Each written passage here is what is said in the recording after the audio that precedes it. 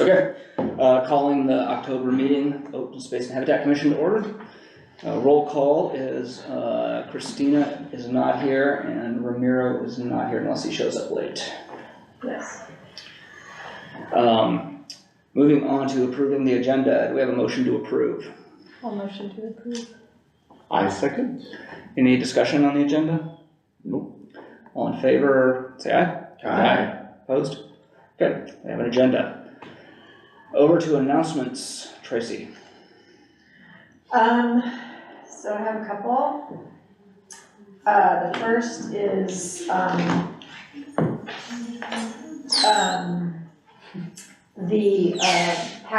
the packets for the, what is that noise? Sorry, I have bubbly water. It's not a joke, sorry. It sounded like a bottle Out right of there. control. The Sustainable Agricultural Lands Conservation, that program through the Department of Conservation, the Strategic Growth Council, they're released their packet this week on what's on their agenda for next week, which is the approval of the Round 10 easements. And we are on there, so I was very happy to see that. Great. So that's for the Beauchamps easement. Okay. And I can pass this around. I kind of printed out the applicants, the ones that are, these are the ones that are recommended for funding. All of the various easements is the entire state, but it's a lot. It's $91 million, which is a lot. And in addition to ours, the Yellow Land Trust won 3. Cool. And so and then the Solana Land Trust won 1. Do you know what properties those are? I do. I didn't print out the maps. They're Just generally speaking, not, I don't know the names. I don't remember. just where they are, what they. They're, a couple of them actually are, I have to revise, a couple of them are actually sort of way in the west of our planning area. Kind of on the, kind of by, closer to Winters, but still sort of in our Davis planning area. I need to update the map, but there's a link, I should have printed the maps out, that was dumb, I don't know why I didn't do that, but,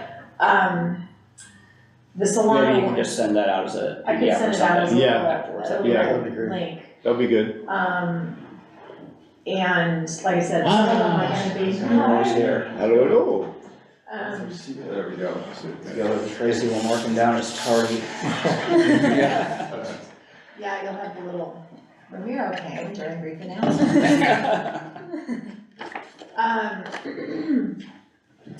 So yeah, I can send a link, I'll send a link to so you can see the maps. Great. But altogether, it's like, for Yolo and Solano County, it's over 800 acres, so it's a good. Where's chunk. the Solano parcel? That one was, I don't remember, that one was interesting because it was sort of near Winters, it wasn't like way south, it was more in our realm, but I don't think it was in our Davis planning area. It was outside of it, but it was closer to Winters. So, that was 74 acres. Could you clarify, these are funded projects that were applied for? So all of these people, we submitted a grant application, the Yolo Land Trust submitted separate grant applications. Yeah. These were all grant applications, and these are what the SALT staff is recommending to their board next Wednesday, October 8th. Or they'll decide whether it needs to get funded next week. Okay, to decide. So we'll know. Right, and So we're usually they approve, they write a staff report, so I'm pretty confident all of these will get approved, which means then, like maybe in the spring, we'll have executed the grant agreement, then we can start, on the official appraisal, the surveys and everything that we have to do for Beauchamp's easement. Maybe, it's pretty simple, so it's possible we would close on it by the end of next year. Yeah. Could you remind me where the Beauchamps? Yeah, Beauchamp's actually not on that map, I don't think. It's a little further west, isn't it? Is that the one with the tiny little? Yeah, that's the one with the tiny little. Oh, so we did good.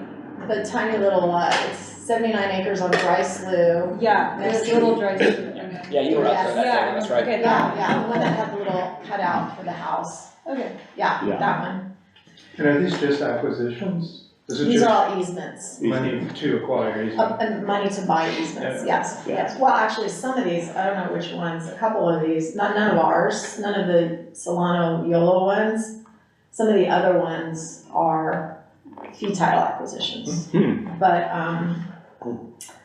well, actually, these all say easement projects, so maybe they have a Is different, Salt they have a Lake different fee list. title?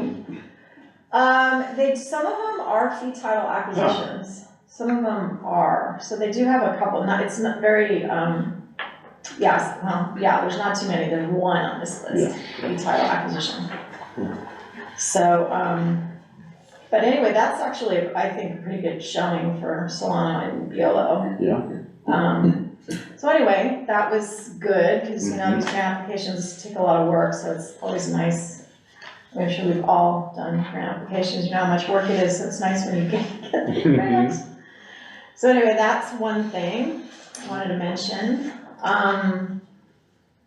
The other is just, I'm sure you guys, I know you guys have gotten a lot of emails, but I just wanted to remind everybody about this week. We have And I know several of you have emailed me about which ones you can and cannot come to, but, you know, just want to remind everyone about Wednesday. That's the mini commission palooza for the Measure JRD. There's probably gonna be a lot of public comment at that meeting. I don't know how long it's gonna go, but, anyway, just to remind you guys about, you know, just to, similar to the other one where, you know, read the materials, kind of come with your thoughts already sort of prepared about what you might say when it's your turn to speak. You know, you're only gonna get a few minutes to do that, so it's better if you kind of, you know, just do your homework and come prepared. In that regard, Yes, they're looking for ideas. And so there were some very specific numbers that they put forth in some of their examples. Should we be prepared to give very specific numbers about what we would support, like those examples, I would assume? I don't remember what examples you were talking about. They gave two examples of mitigation. Now here. I wish I had those in front of me. Who did, the city clerk's office? In the staff report for Wednesday? Yeah, for Wednesday, they want ideas. But there's already there. What's up? And you're referring to the one that already in the staff report? Yeah, it's in the staff report. They give a couple of examples of ideas that they're kind of looking for. I really wish I had reviewed it right before I came in here. No, I don't even remember seeing a staff report. Nobody remembers two examples? I haven't done it, yeah. I haven't done it too. How about I look at it and I will send you an email about it. Okay, and maybe I can find it right here. Just a couple seconds ago. Oh boy, that email was a long time. It was from you?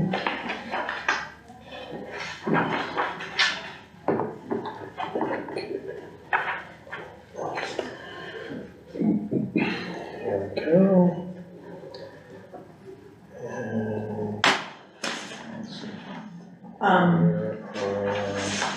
There was a staff report, I actually, to be honest, I haven't looked at all the Yeah. emails myself, I just was looking at what it said Well, about, go ahead.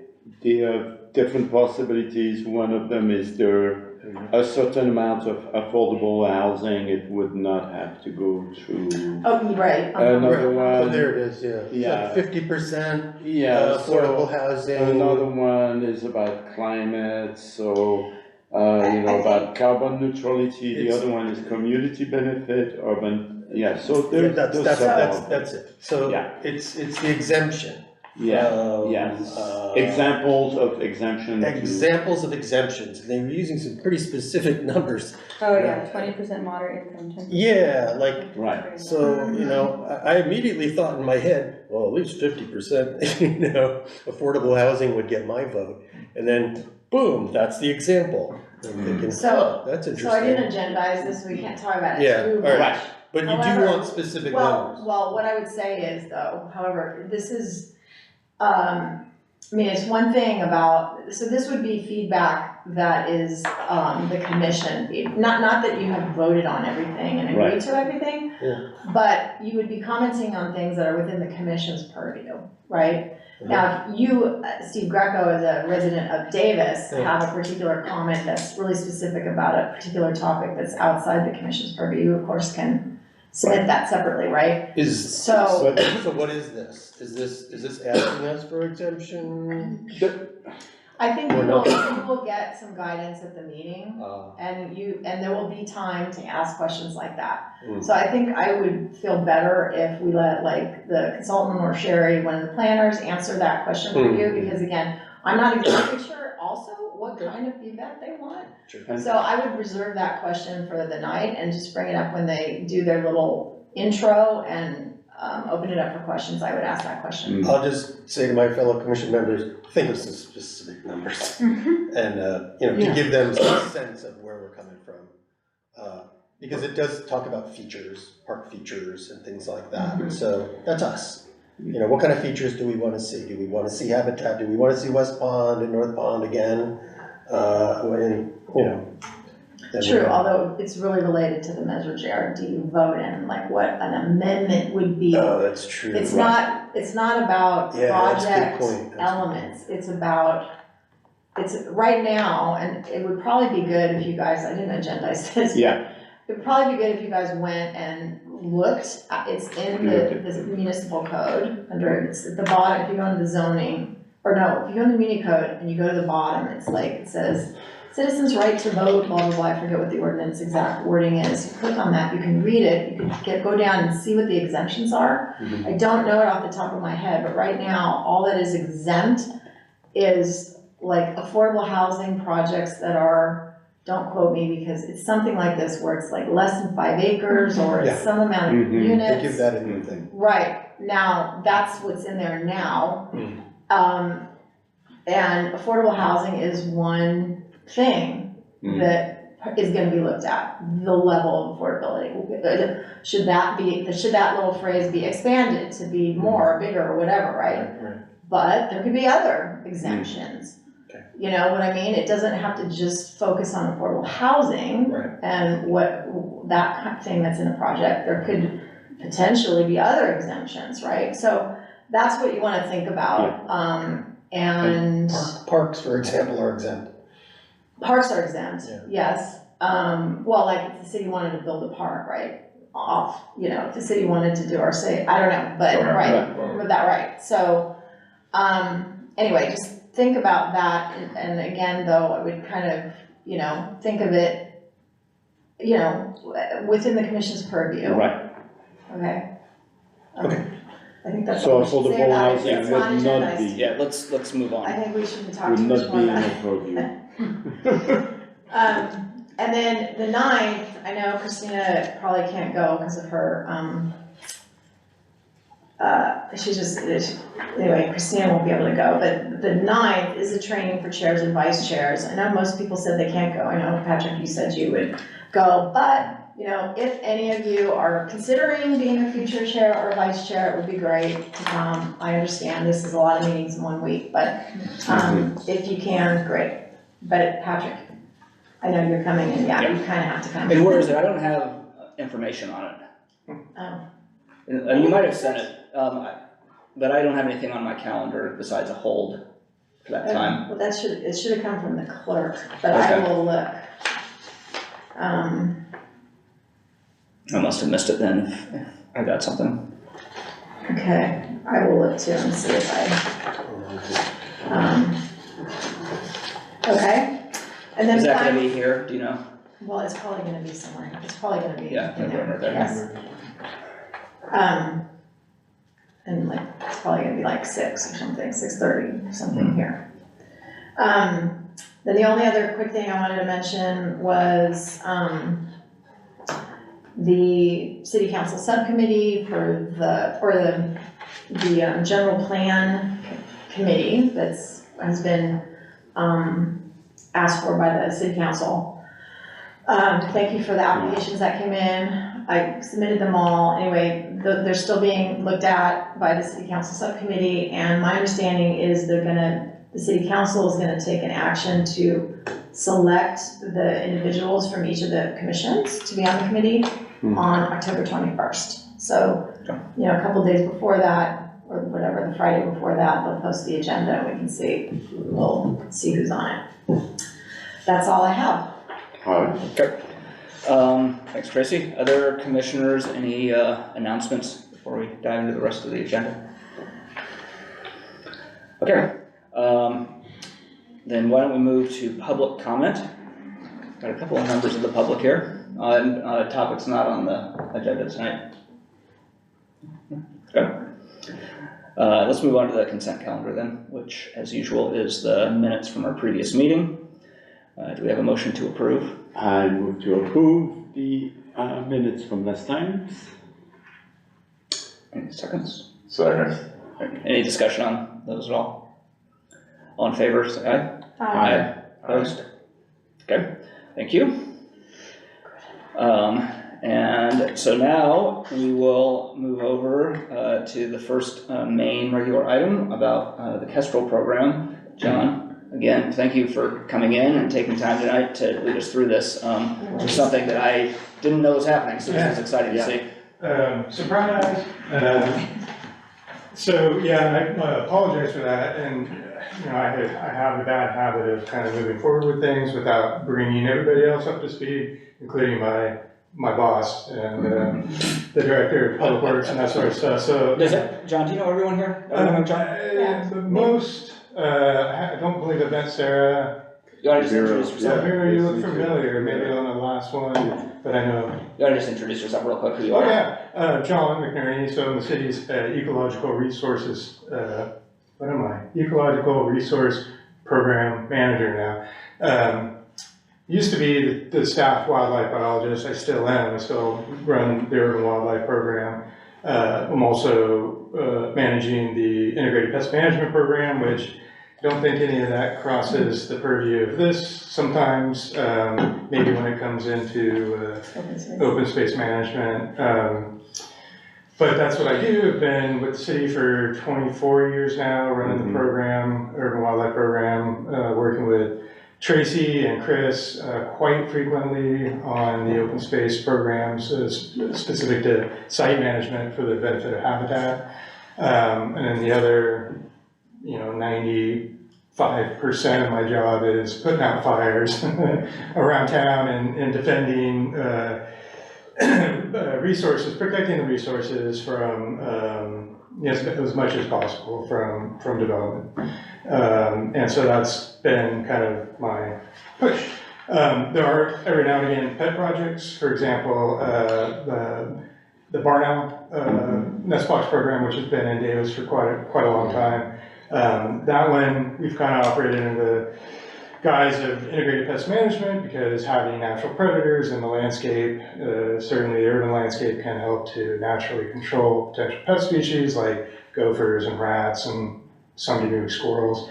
And so that, the nest box idea and the nest box program isn't new to the city. What is new though is a good friend, Kevin Hunting, who's sitting down here, came to me one day and he's just like, oh man, I've been reading all this stuff about American kestrels and the decline in their numbers nationwide, but also in California. And he was like, we should build some boxes and put them up. Here's this program, and I'll explain a little bit more of that once we jump into it. But that program is kind of what brought us here tonight, and I'm going to bring you guys up to speed, hopefully relatively quickly on it. So as I was starting to describe, this program, it was part of the American Kestrel Partnership under the Peregrine Fund, and that started back in 2012, I believe.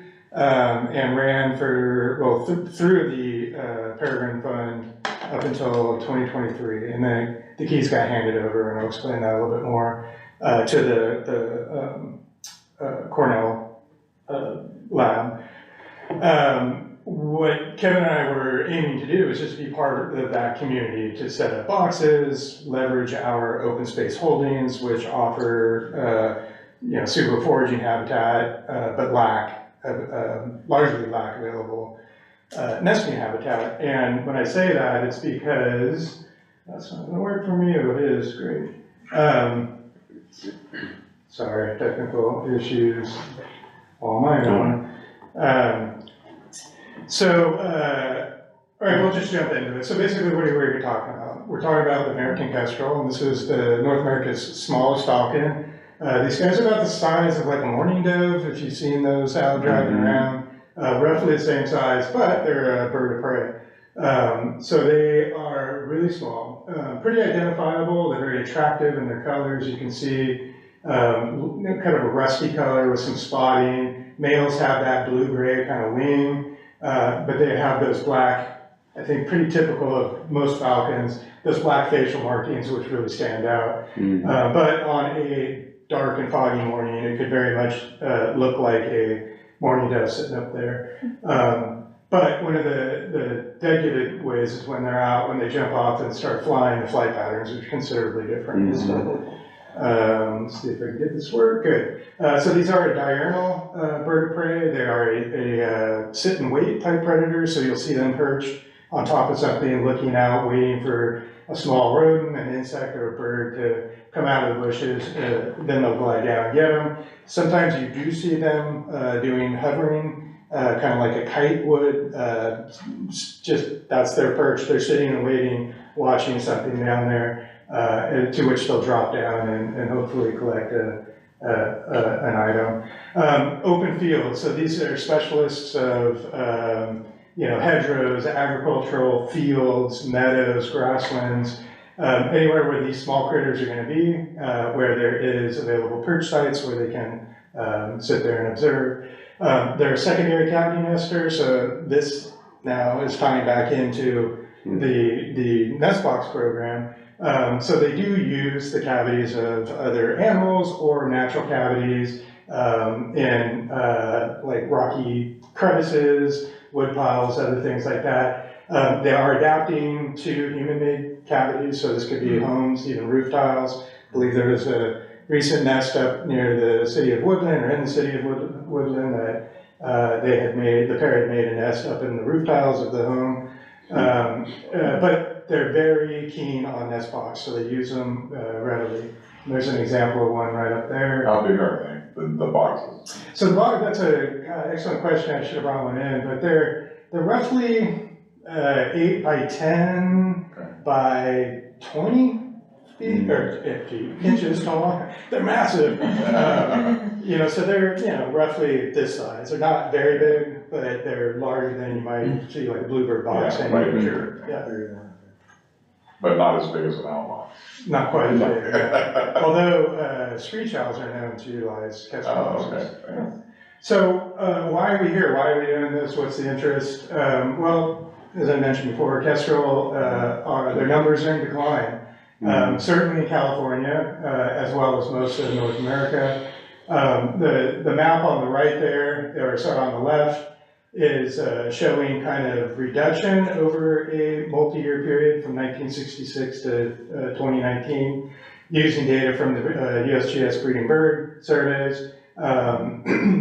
So these are largely user-contributed information. These are birders that are going out and they're, getting information, submitting it, and they're doing it fairly religiously for many, many years over time. The red areas there on that map are areas of decline in nesting number. Green is on the up. I'm not sure what the gray is going on in there. It must be neutral, or there's no data for it. But you can see pretty large scale declines throughout. In California on the right there, again using the breeding bird survey data from 68 to a little bit after, you can see there's an obvious trend there. I don't know how, it's kind of alarming when you see a long-term decline like that, because there's no obvious things, right? There's no obvious like, oh wow, this disease hit the area and we saw the populations crash, but everybody's now, resistant and the population is booming again. You don't see that little uptick at the end of it. This is a literal coast into a danger zone. Pretty soon, right now they're doing okay, numbers range wide, but this trend is really exciting. And so that's kind of what is then the call to alarm, to concern. They've got all the biologists out there to sit at the table, and Kevin was a part of this as well, to kind of begin to talk about what are these stressors, what are the things that are going on with the populations, and beginning to kind of strategize a recovery, I guess you will, or at least to stabilize, if not bolster the populations. But, again, the Nestbox partnership was a first step towards like, well, can we turn this thing around? I forgot to mention, or maybe I did mention, is we're really, in Yolo County, in our planning area, we're really rich in foraging habitat for these cavities. We're just poor in nesting habitat because of these cavities, the lack thereof. We've managed the landscape to remove old dying trees, or we just removed them to put agriculture in. So we don't have the habitat here for them. So if we can put in artificial nest structures, then, we're gonna be in good shape. Got ahead of myself, I apologize, but here's some of the reasons for decline: habitat loss and fragmentation. Talk about development a little bit and the impacts on local resources. That's certainly a stressor. Changes in predation dynamics, that's kind of an interesting one. There's some smarter birds of prey out there. For example, Cooper's hawk population around Davis is on the increase. And when they figure out they can go after a certain prey item and they're good at it, then they'll exploit that. And there's a possibility that's happening here as well. In fact, our observations show Cooper's hawk absolutely will go after kestrels. As prey. As prey, Okay. yeah. Pesticides and pollutants, this is really important, I think, for where we're at, because we're surrounded, we're in agriculture. And it's a huge cash crop, and pesticides are important for maintaining those. But insecticides reduce prey availability, but they might also have what we'll call secondary impacts, sublethal impacts on the bird's fitness overall. Again, questions need answers to. So there is work being done to kind of help address whether or not pesticides are a factor. Collision mortality, that is probably less of a common factor here in Yolo County, but certainly throughout the nation. A lot of times these guys will go down to the road looking at an insect or a bug that got clipped by a car, and it looks like a quick, easy meal, and they'll jump down on it and get hit by the second or another car behind that. Climate change, it's clearly shifting climates or microclimates, foraging, it's impacting bugs, their prey item. It is a factor there. And then, there might be a multitude of other things we're not exactly sure. Has this Raptor Center had many kestrel incidents? Do you know if they?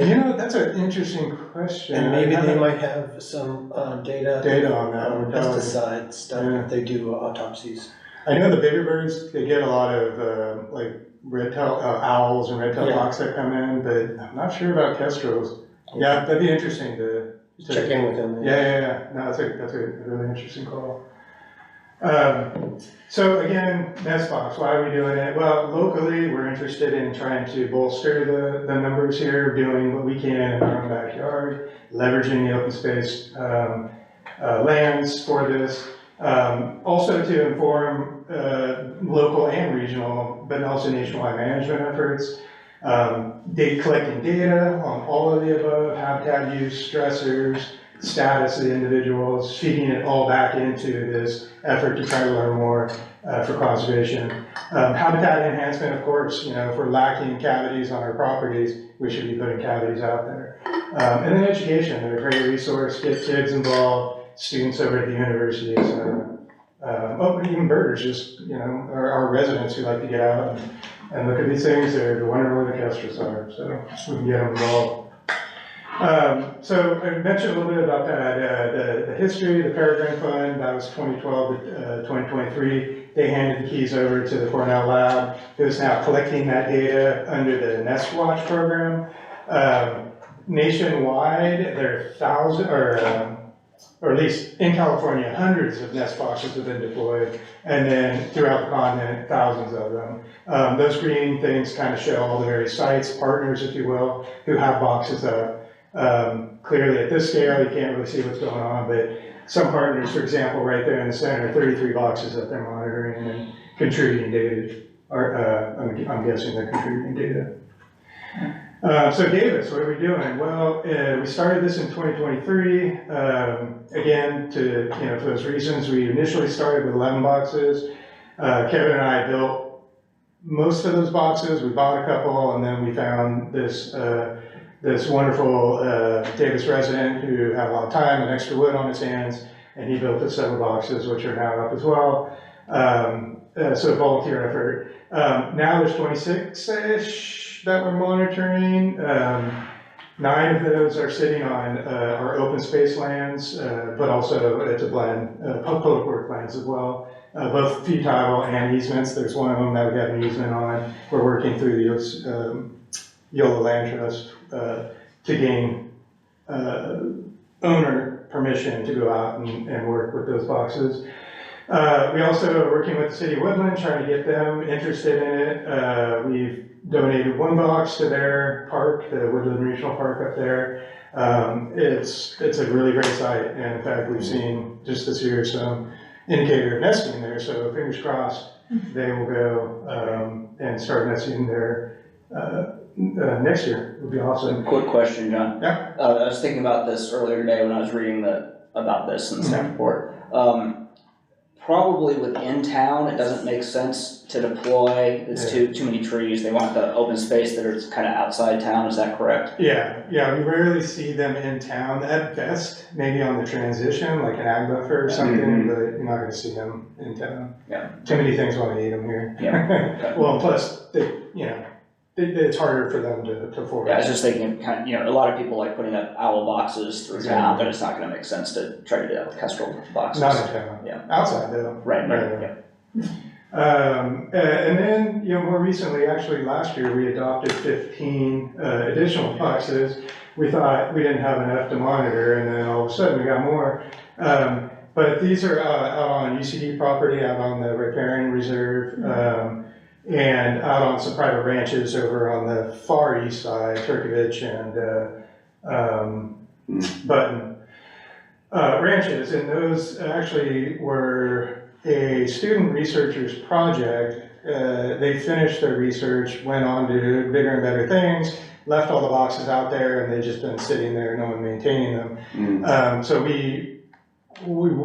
heck, we'll take them, we'll maintain them, we'll try to get birds in there. More importantly, though, part of that maintenance, and I'll talk about that later, is ensuring that they don't kind of act as a reactor for the non-native Eurasian starling, which readily nests in these boxes. So here we are. We got our whole team, and this year last year, but started working with them this year. Some UC Davis student researchers also looking at questions around birds of prey, but also the agricultural pesticide questions. So they're beginning to take a look at that. And also the UC Ag and Natural Resource Ag Extension. There's some researchers there that are looking at barn owls and kestrels as, and their relationship with the agricultural landscape. So we're partnering with them by giving them access to our boxes, and they let us come tag along and watch them do their thing, which is really cool. Because they're younger than us and more spry, and sometimes, well, at least speaking for myself, they're much smarter than I am. So it's really cool to go out there and watch them do their work. So site selection for our project, we have these boxes, we have this idea, now where do we put them? Well, let's look at what we have, our open space lands, right? But we also just want to go put boxes out there and not expect, or in a place that's not going to have kestrels. So Kevin spent some time looking at eBird data, which is another, birder contributed data set that, people put in all their sightings in there. You can filter that by the assumed breeding period at a given location, by year. For kestrels, during the breeding season, if they were seen, then the next assumption is they were on territory or very close to it, meaning they were nesting somewhere in the general vicinity. So he populates a map and says, hey, these are where, birds have been seen during the breeding season. Let's go and take a look, see if we can supplement that. Also, our own observations around the area, hey, we saw kestrel out there last year, let's try to go put a box up there, see what happens. And then, because we didn't really know locally what kind of habitat they're really focusing on using, we just wanted to also include variability in these habitat types to see if certain boxes would become occupied over others. Accessibility, also a super factor, right? We didn't want to have to haul boxes super far away from roads, even though roads and kestrels don't always mix. So these are the data sites. I won't go through these. They're in the staff report, I believe, but just on this, more importantly on this image here, those green ones are the City of Davis properties or fetile and or easement, ranging all the way from the Wasserman Ranch down to South Fork, over to North Davis Hedgerow, and out to the Davis Wetlands there to the east. And then you can see the other sites in yellow around, and those are those ones. I mentioned these already. I'm not sure, are you familiar with the Martin Ranch right here? Kind of near the Gill Ranch, just northeast. The Martin easement, are you talking about a different property? I thought it was called the Martin Ranch, but maybe it's Martin easement. It's northeast of here, right next to the Gill Ranch. Oh, no, that's different. Okay. Yeah, no, I don't know. Yeah. Turns out they had kestrel boxes for some reason, and we found them, and there's birds in them, and they let us come out on their property now, so. Cool. So box installation, kind of talking a little bit about that again, 8 by 10 by 20 roughly. We're putting these things up on everywhere, trees, poles, installed new poles. When I say poles, these are like abandoned utility poles. We don't put them on utility poles that are active just because of maintenance conflict. We don't want to get the call and or worse, come out and see the box removed by the utility company, so we're using these abandoned ones. These are going up fairly standardly northeast, northwest, generally north facing aspect, and that means the opening of the nest is facing that way, about 8 to 12 feet off the ground. We're collecting all kinds of different data on these. Kevin and I, basically, our lens is a little bit more narrow to that nest activity. So the timing of these nests, how many of their eggs are they having, what's the hatch rate, how many birds are they getting out the door. We aren't set up in our monitoring ability to do any long-term data collection on juvenile dispersal, for example, or longevity, how, out of the box, are they surviving to become breeding adults? We don't have that capacity, that time and that money, et cetera. But this new relationship with those students at UC Davis, they're interested in answering those questions. So again, here we go. Our data gap is now hopefully going to be filled with theirs. And so that other data down there is kind of what they're focusing on: box temperature, diet, blood chemistry, movement, etc. So what have we learned so far? Well, in 2023, we had, out of those 11 boxes, we had 1 successful nest, 4 fledglings popped out of that thing. That was great. We thought, man, this is odd. This is going to be a breeze. We're going to, have a huge success. 2024, not quite as awesome, but, still pretty good. We had 4 nest attempts in 3 boxes and 1 successful nest with 3 fledglings. So they were trying. They were getting in there and doing it. We had 1 nest fail twice, back to back. We're not sure why. It literally just vanished into thin air, both those nests. We have some thoughts on that, but again, those are questions that we're going to try to dig into as we go through this.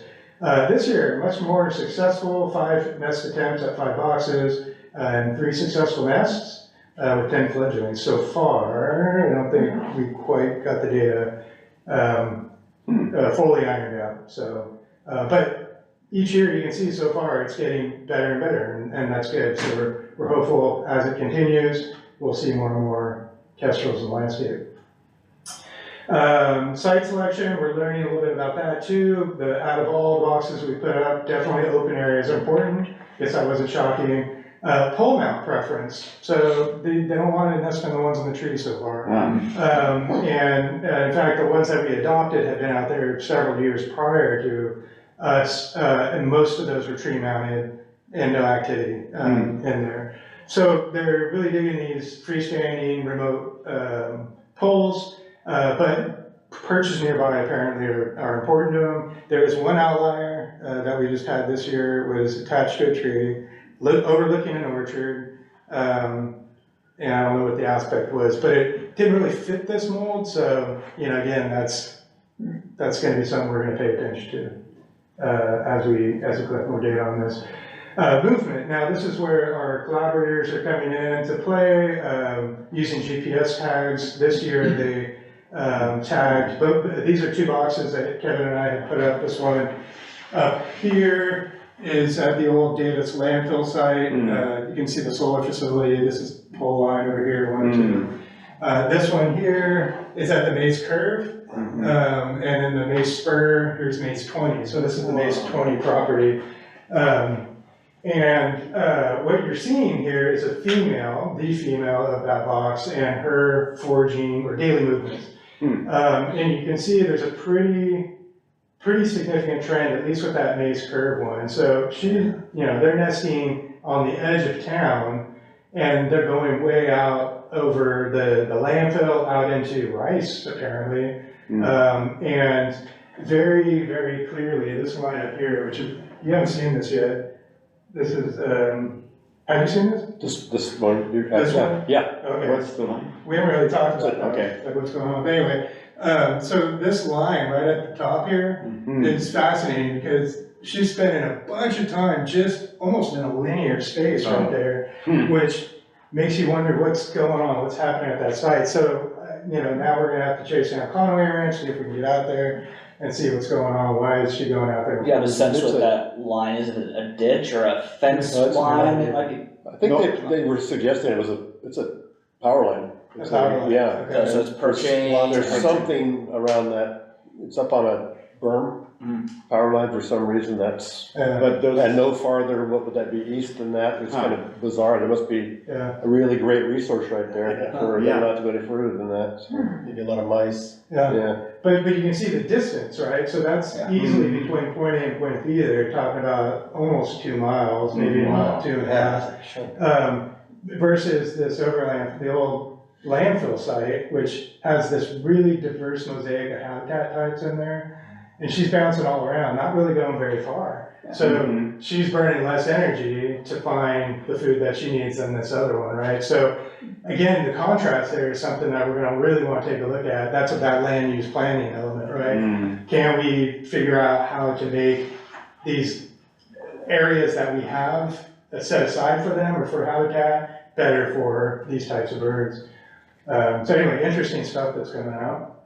yeah, the wastewater treatment plant site, John, I think it was an afterthought for us, it was like Yeah, pretty trashed, this little box up there, that's what we put up. And that's the only one that's been successful every year. exactly, yeah, it's really. Never know. Every year. Yeah, that's not, yeah, that's right. Is there something about the rice fields? No, so that's the old wastewater treatment plant. Oh, that one, yeah. that one. Let's see if I can. I see, yeah. where the Yeah, paintball yeah, everybody is. Exactly, the paintball. So they're actually out there Who almost knows? going to the paintball field. Yeah, kind of getting close to the paintball field. They're going up to solar. We always thought solar Yeah. was something that, They're going right around there for sure, she Yeah. is, anyway, yeah. Huh, Yeah, this is the that female very trapped surprising. after they are on eggs, so yeah, so they're she's, foraging actively. yeah. Mhm. And I forgot to mention that the male and the female share parenting responsibility, so they'll both incubate. I think the male probably does, or the female probably does more incubation, and he'll do some prey delivery, but when she needs a foraging break, he'll jump on them and defend and all that. So anyway, it's pretty cool. Yeah, so then, the other thing that they're working on, trying to get data on is movement, so, dispersal migration, the other movement. So you got the local use of the landscape, where are they feeding, but then some of the questions are, well, once these birds hatch, the youngins, where do they go? Are they hanging out here on site? Are they moving across the valley? Are they going long distance? This is one of the researcher, Brianna, from UCANR. This is one of her birds, not one of our birds, quote unquote, but this was one out in Napa Valley that she banded as a fledgling, I believe. Yeah. And you can see what this bird did in a matter of 2 months. Ended up in the Modoc Plateau, and then came back down within a 2-month period. And this is, again, a little tiny bird. But the interesting thing about this Motus, so these are Motus tags, and if you're not familiar with them, it's basically a radio transmitter that you put on the bird, very small, except for the long antenna that drops off the back. And then there's a network of receiver towers that are scattered around, and there's more and more of those going out, but right now, because they're so scattered, the data is really, it's not very detailed, it's very pixelated, so you get these big expanses, but the fact that this bird, Napa Valley, did go up and spend several weeks up in the Modoc Plateau and then come back down. So those dots then are the radio Those are the towers, towers. as opposed to the actual And it's location? Okay. Those are not straight line, obviously, Yeah. that was not a linear trip to the Sure, next tower. yeah. Right, and it could be that the bird, just clipped that radio tower over here, right? Yeah. But it made it look like it went there. So I think the goal with Motus is, right now they're trying to prove that it's a valuable tool, trying to get more of them up there, put them all across the landscape the best they can, that can refine the detail, but it's cheap. I think that's the biggest thing. Those GPS tags that they put on the back are, thousands of dollars each, whereas these guys are $50. Snap that on the back, and then the data is all free. You don't have the cell bill or anything, it's just coming in, it's going, Canadian outfit, I Yeah. think? Yeah, it's pretty So cool. .org out of Canada, and they just push the data out for free, and Yeah. so, for $100, you can tag your bird and just Yeah. watch where it's going. It's It's cool. unheard of 5 years ago, really. Would you consider this a local migrator? That one, the fact that it came back, Yeah. it came back that fall, so I guess the question becomes is what did it do its next breeding season, its second year? And if it went back up there to breed, then no, it would have been it migrated away and set up camp. Do you mean I the think- species or that individual? This species That in individual. general? Oh, this, Part of the population is migratory, part's resident year round. Oh, wow, some leave and some Yeah. stay. Yeah. it's like Very interesting. Berwyn owl, which Yeah, is yeah. another small raptor that some of the population stays and others go long distance. And it's like, well, what triggers that? And there's huge holes in that dispersal data. But this time of year, you see them everywhere here in Yolo County, Yeah. because you have the migrants coming through, just like other birds, so they're all over the place. Yeah, right now they're Yeah. all over. Okay, so just some of the challenges that we're Yeah. faced with, but, all nest box operators, European starlings, I mentioned it before, they're pretty, they got a pretty song, but they are really, really expanding in population in the area. They're cavity nesters, so they will come in and use these boxes. In fact, if they occupy a box before a migrant, a kestrel gets on site or on territory, they can outcompete them for that resource. So we really want to try to manage those to keep them out of there. And in the boxes that aren't being used by kestrels, we have to make sure, you can go back and monitor to make sure that there's no secondary nest attempts by starlings there. Eastern fox squirrel, another one that will jump into these really quick. Less so, more in the treat areas along the riparian reserve, which makes sense. Less so out in the ag fields, which also makes sense, right? It's an arboreal species, so. Paper wasps everywhere, they love these things. Makes maintenance of these boxes a little tricky. Doesn't seem to bother the kestrels. Yeah, it's hard to say, it Yeah. doesn't seem to. They may be even eating them, don't know, we'll find out. These researchers are doing bill swabs to find out what they're eating. eDNA, basically, everything that passes their bill is gonna show up, so they'll be able to speciate, which is kinda cool. And then nest failures, nest predation, box temperature, adult energetics. I had mentioned that, the second year at the old wastewater treatment plant, we had back-to-back failures, where the adults laid the eggs, they hatched, and then midway through, everybody disappeared. Then they started again, which is typical if the first one fails. Same thing happened, disappeared. And we're just like scratching our head. There's no indicators outside of a predation event. There's some scratches on the boxes, like a raccoon or somebody or skunk, might have gone in there. These boxes are built to prevent that kind of access by those terrestrial predators. Snake, unlikely. I don't think gopher snakes can climb those poles, but we don't. But it was the same couple that started again, right? Yeah, that's Well, right. we don't know for sure it's the same pair. That's because true. We're assuming. Yeah, Okay, assuming, okay. yeah. It's very likely, but yeah, we can't be. The second nesting was last July with that extreme heat wave. I mean, it coincided perfectly with that. Yeah, And they, there's, now that we look through the literature, that one of the young guys, they'll take it out of the They'll nest, just so get it's the possible. They all succumb to heat, and the adults took them out. We don't have cameras on them, so Yeah. we're there about once a week. Yeah. And it was just like, they're all there, and next week they're all gone. Yeah. But it's certainly possible that was, we tried at that nest to put a trail camera on the outside. It was a failure. We got a lot of interesting interactions. yeah. Barn owls use these boxes, not in them, but they perch on them. Great horned owl, red-tailed hog. Wow. The interaction between mourning dove and kestrels, apparently, I said they look alike, but apparently they don't like each other. On there. So they like fight each other. It's pretty interesting. Anyway, so yeah, these are some of the things. Oh, energetics. That would if prey availability for the adults is down, a lot of times they'll. Yeah, that could have been a reason last year too.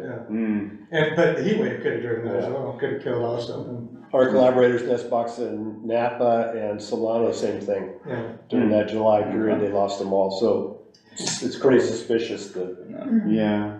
And that's it. What I was going to say, predators have a hard time getting into these boxes, and this is largely why. We use this camera. It's relatively non-invasive. I mean, it's kind of like an alien thing. It's a probe. From the ground, we can stick this camera in and get a shot or a video. And this was her response to that camera when we put it in there. She instantly flipped on her back and said, "Bring it on." And I just imagine like a raccoon paw. Yeah. So if heat wave's an issue, then climate change may be a big problem for them. Absolutely. One thing I didn't mention is we're toying around, Kevin and I have been toying around, and certainly this has been applicable to barn owl nest boxes before, but putting on what we call heat shields, which are old corrugated lawn signs, the corrugated plastic, that we can cut and affix to the side with an air gap. So it provides just shading out in the middle of the field. We don't know, we haven't gotten the data yet, but the collaborators put in thermal data loggers this last year. So we'll learn kind of what happens, to those boxes. We have some without heat shields, some with them, so we'll be able to see. I don't think they'll be perfect analogs of each other because they're different aspects and stuff, but at least there'll be something there. But we have them on the wastewater treatment plant box that's been used every year, so That's true. hopefully it helps. I mean, this year, once we get the data from them, we'll see if there's if it really kept the temperature inside down. Yeah. But So if that's it it, down- that's the Kestrel project. You guys have Cool. any? That's fantastic. Yeah, that's nice. questions? Great. Any thoughts, anything, commissioners? I have a question. Go for it. I just was wondering, why do you have to face them north, northeast, northwest? Good question. Yeah, that's a good They question. like it. Yes, well, I mean, there's a lot of research. I mean, you saw the nationwide boxes, and there's been a lot of published work on this very thing. Why have them face that way? So it's to catch the morning sun, basically, in the colder climes. Now here, it's tough to say if that really makes a difference, but we followed it because that's the It most. keeps out the recent- hot afternoon sun. Keeps the hot afternoon sun away too. I think it's different for the birds too, because the bluebirds like it east.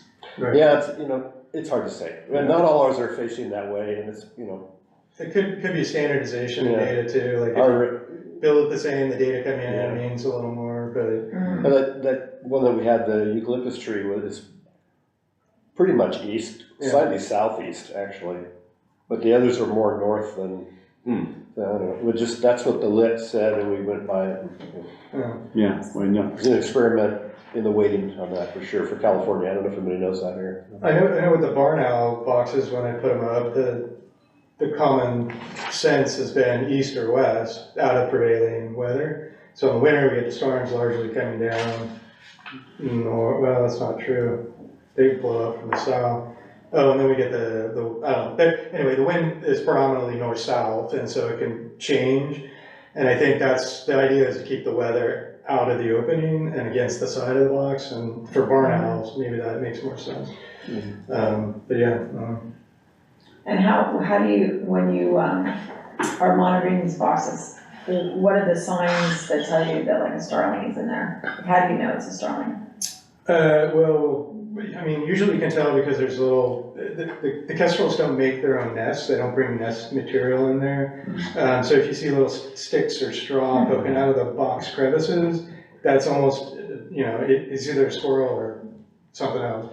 And then we can put that camera in there. Actually, by the time we get close enough to the box with the camera, the starling comes jetting out of there, and then if nobody's home, we stick the camera in. The eggs are blue. They're actually very attractive, blue color, totally different than kestrel or others. So then that's what you got in there. So what you do then? Get the eggs out or Yeah. So if there's eggs, we'll empty the box? we'll destroy those eggs. If there's young in the box, unfortunately, it's the same result. We'll destroy those young as well. Because there's no taking them into wildlife care and releasing invasive species. Just too many, So we go out in the fall, here probably in a month, and provision all the boxes with cedar shavings so they can use them in the winter, and then March-ish, we start once a week checking them with the camera. Yeah, we try to So you prevent. basically bring them with nest materials inside, ready to go for them, is that? Yeah, well, it just, back Because they they don't get bring used their year own round. stuff in, No, so, they don't. so you put it in there for them. Yeah. Oh, it's Yeah. interesting. Every year we They want. put in. They don't make their own nest, but they expect to have a fully furnished unit. Yeah, right, what did you- where do I sign up? We just want Barn owls do the same. They just use prey remains and feces become the nesting material. And this is the one that was in the eucalyptus tree, that particular female, and you can see behind her, we didn't have any cedar shape or a very thin layer. Those eggs are basically on the bottom of the box. There's a few straw pieces around, because something else was using that Someone box. else is doing it. Probably So started. they're not really picky. Interesting. And the foxes, fox squirrels, they're using the boxes? Is that the problem? Or are they Yeah. predating on the, They're using it, and we don't know if they're predating the eggs. It's a possibility. We do know, I had a slide I didn't point it out, but we do know that starling, beyond competing for that resource, they will also poke holes in the eggs and whatever nest was in there. So they'll pop in during a foraging break or an incubation break and poke holes or take an egg, maybe eat it. But that particular picture there was actually from this year of that Woodland Regional Park. Oh, So we know they started the nest there, and then the starlings probably came to visit the nest, poked holes in the eggs. They came and looked at that and said, nope, and went somewhere else. In fact, just to the north in a natural. In a natural cavity, right? Yeah, those starlings get, in 10 days from a destroyed nest with eggs, they can have eggs again. Yeah. They're very efficient at that, so you gotta stay after them. Wow. And we were even contemplating some of the boxes that we inherited that we don't technically monitor because they're just not in good spots, as far as what we can tell, they're not in good spots. And like I mentioned, they've been there 5 years or so, and there was just no sign of anything using them. So we're thinking, well, should we take these down in case the starlings do want to find them, or should we put a temporary plug or something that we can pull out later if we wanted to reactivate the box as part of the study? So we're still trying to figure out, what our options are there. Can't you move them? We could, and we have. There's been some that we said, no, this isn't good, and we've moved the box, and it still is not good, so it just didn't. Well, actually, that's not true. I think the Woodland box was an example where we moved it because we thought this isn't working out, let's move it somewhere better, and then And we we got. used it next year, yeah. How are landowners reacting? Everybody's been super supportive.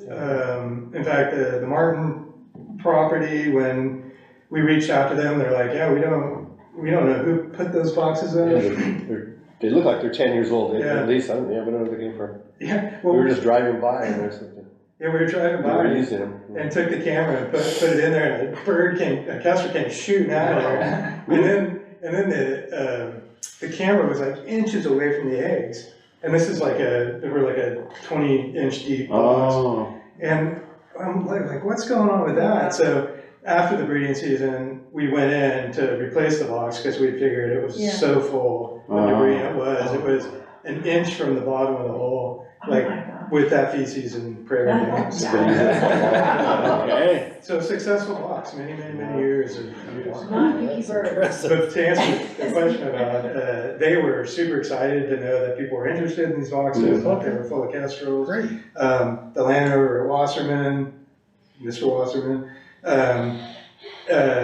was super psyched about it too. He was just worried about how it might impact the operations out there, and we said, it won't, well, most of the time we'll just be looking through binoculars, see if there's activity, but if we need to drive on the property, it's literally 30 minutes, once a week until we're confident there's nothing nesting there, and then we'll just leave it alone. Until the fall, and they'll come out, and he said, that's great, sounds good, let me know and then it's, well, let me know if you see anything, because they want to be part of this. There was another one, another person caught wind of this, not somebody we reached out to. I believe they were a county supervisor or our county supervisor, but the name is escaping me. They reached out to me and were like, how do I get boxes on my land? I heard you guys are doing kestrel boxes, how do I do them?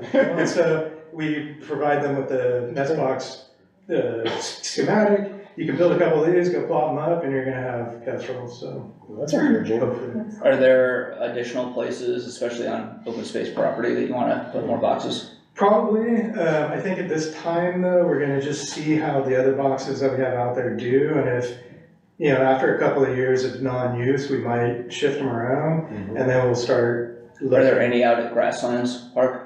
We don't have any grasslands yet, but we've been thinking about that. There's some good places out there, or we feel would be. Yeah. Yeah, in fact, we could even, Open, and actually, I'm not sure we could put one out on the Owl Preserve.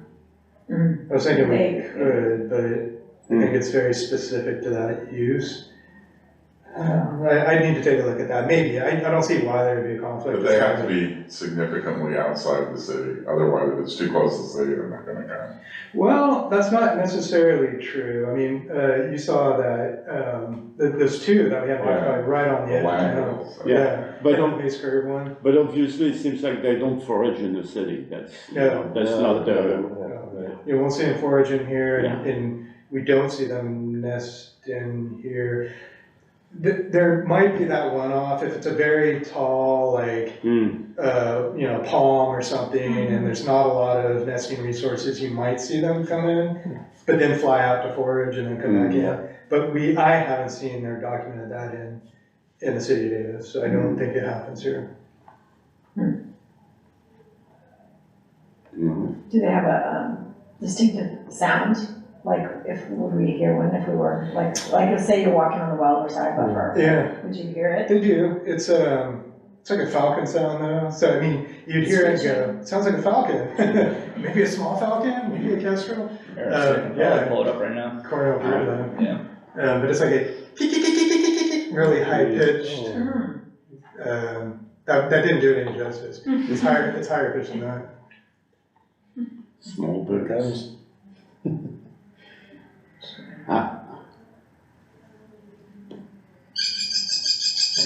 That was very good. Yeah, you're pretty close. Maybe my hearing is Okay. Oh, cool. All right. Well, thanks guys. Awesome. Okay, thank you. Thanks for snatching up that land and preserving it for the critters and everybody else. Well done and enjoy it, you're doing great. Did you want this one? You can just leave that, Yeah. yeah, Okay. yeah. Okay, well, here before too long, we'll probably pull you back in for an update. See Great. how it's going. Sounds good, all right, Yeah, thanks, guys. thank you. Thanks, All right, sir. thanks, Kevin. for coming. Wow, Okay. that's hard to follow. Well, no way, you've got the budget I know, items to talk about. so interesting compared to the rest It's important. It's important, but yeah, not as interesting as that, unfortunately. Nah. But you know what, I'm gonna keep it brief. This is not gonna bore you with all the details. I'm hoping you kind of looked at everything, and I'll go over everything and answer questions, but you know, we won't dwell on this too much. But anyway, so what I'm gonna talk about, I kind of revamped this presentation a little bit to kind of condense it, because one of the reasons I do this is because, you know, back in 2016, which Patrick probably remembers, when we did, you know, our big outreach effort to the community to get feedback and, you know, things that led to the strategic plan. One of the things was just, you know, more transparency and, you know, program accountability, especially as it has to do with Measure O, but just in general.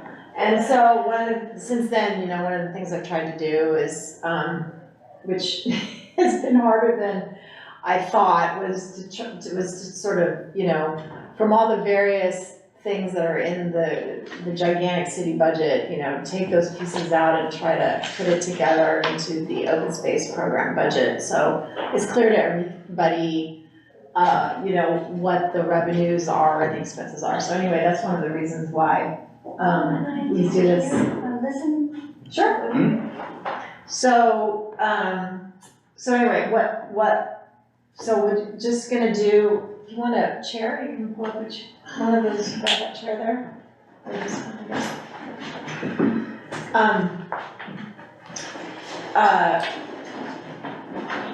just, we'll just touch briefly on the fiscal year that just passed, and then for this current fiscal year that we're in, just do a very short budget overview, and then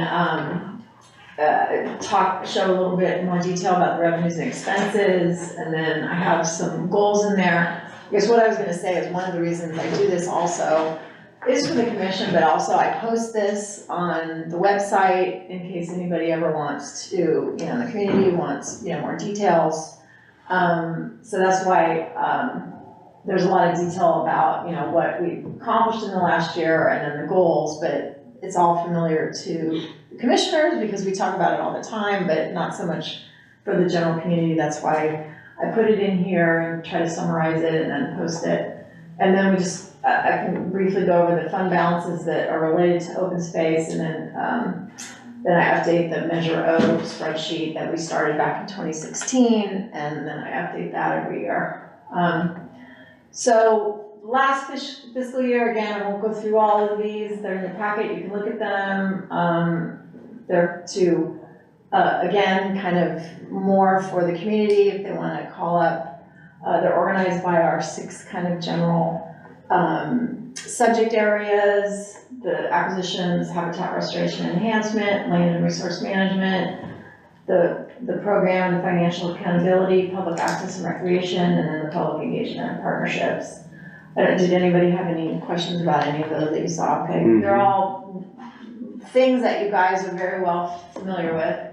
So then this fiscal year, again, just sort of giving people an overview of what's in the budget. So in general, for the open space program, the baseline budget, meaning the budget that is there, that is just there to sort of maintain the status quo, like just keep things going as they are.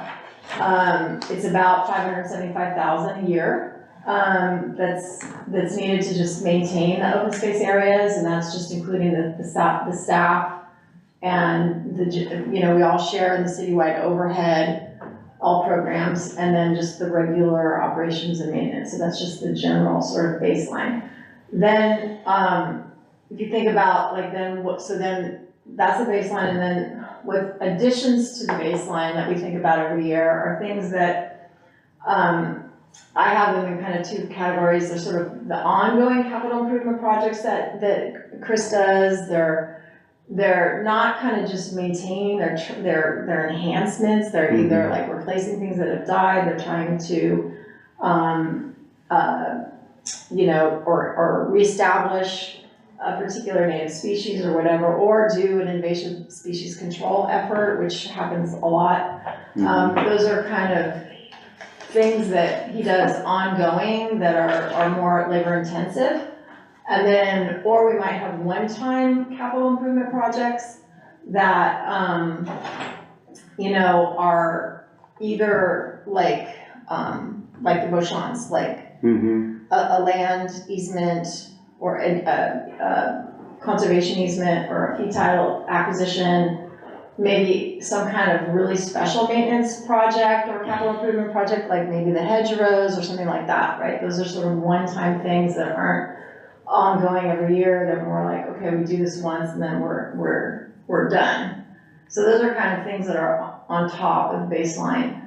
And then interestingly, things that aren't in the annual budget are projects that go over multiple years. So like, if you manage to decipher the city's budget document, you know, you wouldn't find like some of the things that we talk about all the time, like for example, our signage project or the wetlands habitat restoration collaboration that we're doing with UC Davis. You know, the money that has already been approved in a past budget that then I have to categorize it a particular way so that it doesn't just evaporate at the end of the year.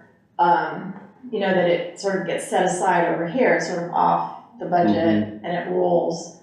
You know, I don't have to worry about it, it just rolls. I don't have to like allocate it. So those things don't show up in the regular annual budget, but they're there. So when you see the budget, you know, and you're like, oh, well, gosh, that's not very much money. Where's the blah, blah, blah, where's the 500,000 that, you know, is set aside for the wetlands project? It's not gonna show up in the budget, but it's there. It's just sort of in a separate little project account.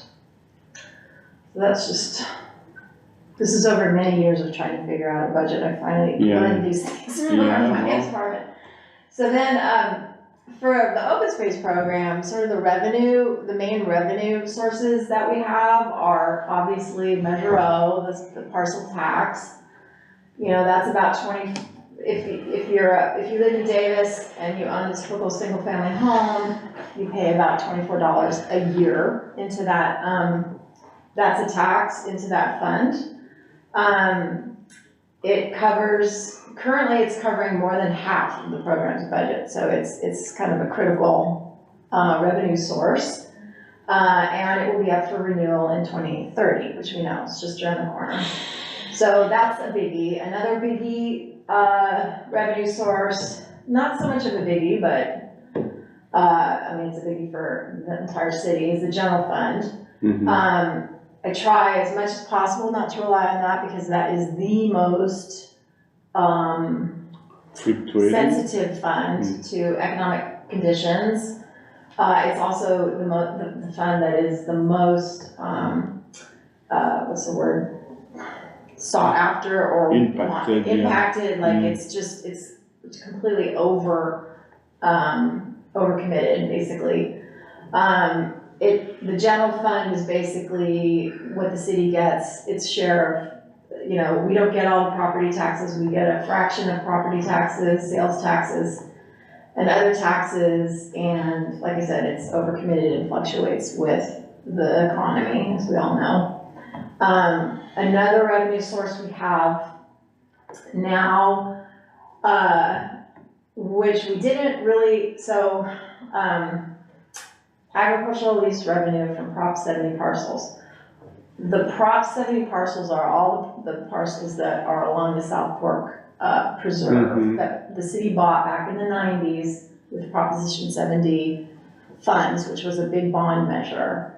And the city got money from that bond measure, and it was basically money to preserve riparian corridors, and it was a big process to figure out, oh, how are we going to spend this money, and what are we going to buy? And the city decided they're going to buy. That's how we got South Fork Preserve. and then the Los Rios parcels, so there's like there's technically 8 parcels along there that were purchased with those, funds. And recently, as you recall, I, got a legislative action to amend that proposition to allow us to, the way it was written before, we couldn't put a habitat easement on those parcels.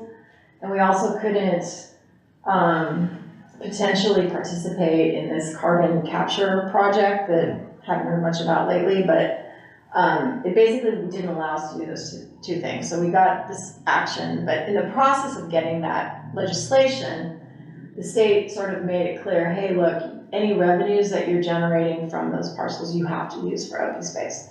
So I've been working with finance about that. So all of the Los Rios parcels are in ag, and then there's part of the South Fork Preserve parcels that also are in ag that generate some ag revenue. Can you clarify for me? Yes, So you're saying the revenue that we get from the farming of Right. The leasing lease those revenue. parcels Yeah, should go back to us, to to the open space. So the open Used- space it program. needs to be used for the open space program. Before it was That's kind of, huge. yeah, well, yeah, well, it's how not much a is that? It's ton not of that- money. it's not that much ton. money. It's something. I mean, well, the Los Rios parcels are pretty good. The South Fork ag parcels aren't so great because they don't have any water. Mm. The Los Rios parcels are good. They're Oh. and so that money, so that has, what has been good about that in general for the whole city is that basically that means we then, as the open space program, are demanding less general fund. So, Mm. Well, because yeah, basically I this is said, hey, great you news just for that. replace, just take Yeah. that money and use it for us, and Yeah, then yeah, all that that's- general fund that so we were very using, you can use it for other things. Yeah, good. But could you give us an idea of how much it is a year? You know, I should have looked it up. Okay. You It's- have those pie charts and things later Right. on that show the percentage. And I don't Not think for I that. have, well, I do, but except that's the, Other, It's some not other like- parcels? cause I have to look at that, cause some of that, the revenue goes in now, we've set up a separate fund. It's now, you know, we have Measure O's Fund 135 and General Funds 1, and so now this Prop 70, all of that, the revenue from those parcels goes into Fund 191. Mm. I don't know if all of that, you know, it's going into that fund, but I don't know if all of that we're asking every year, right? But you can only see, what percentage, but it's, I'm trying to think like, you know, each one of those Los Rios parcels is 80 acres. They do tomatoes, they do sunflowers. I mean, I can definitely look it up, but I don't know exactly how much I guesstimate every year, and it does fluctuate by year, obviously. But it has lowered, you know, our percentage, it's lowered the percentage of the program basically is relying on the general fund. Mhm. Yeah. And then we have open space development impact fees, which again are fees that development projects pay, you know, when development projects are approved. It's not very often, but when they are, they're required to pay all sorts of development impact fees, like for parks, because all these new people are going to be impacting existing parks. Mhm. And so those funds can be used basically, usually it's to either really enhance existing parks to accommodate the additional people and or expand the acreage of open space or parks or whatever, again, because you're trying to accommodate the additional people. So those can't really be used for just the general operations and maintenance, because again, it's supposed to be Yeah. expanding and not just maintaining the status quo. So I have those available, but I usually can only use those for things that are technically sort of considered a capital improvement project or something like that, or a new acquisition or something like that. Then there's ag lease revenue from the Mace 25 that goes in, which again is a pittance. I think that's like, because again, no water on that 25 acre parcel. it's like $5,000 or something, it's like tiny. And then, I don't know, the city just has these remnant in lieu ag mitigation fees that, I don't know, have just been lingering for a while, because honestly, since I've been here, I don't know of anyone who's paid an ag mitigation fee. It's usually the fees that were paid before the city passed its kind of more updated ag mitigation ordinance. So I'm surprised we even have any left, but there's still, I guess, a little bit left that we're trying to like So use up. this is not that. This is not the new program. These Well, fees. nobody in lieu of ag mitigation fees, well, the new ordinance Yeah. allows for developers to pay a fee. But so far, and, you know, again, only 2 projects have followed the current ordinance, Bretton Woods and Nishi. Neither one of those chose the fee, because the way the ordinance is written, well, number one, you can only do 50%. You can only satisfy 50% of your obligation with the fee. And number 2, the fee is based on more valuable land close to the city. So it's sort of cheaper to get like a conservation easement in a priority acquisition area further away. So it's just more expensive to pay the fee. So nobody has done it so far. So I'm pretty sure these fees are sort of back in the day when maybe we had a 1-to-1 requirement or something, and it just was easier to pay the fee or more cost effective to pay the fee. How about, lease revenue from Howard Clayton? So that does not go to the open space program because, it's not really open space. Because it was purchased with sewer stormwater funds as a result of litigation. Right. So all that lease revenue that comes in basically goes back into the sewer stormwater fund to pay itself back for buying Howard Clay. Yeah. Yes. Yep. Yeah, and we don't get any revenue from the golf course, from the, ag around the golf course either, because,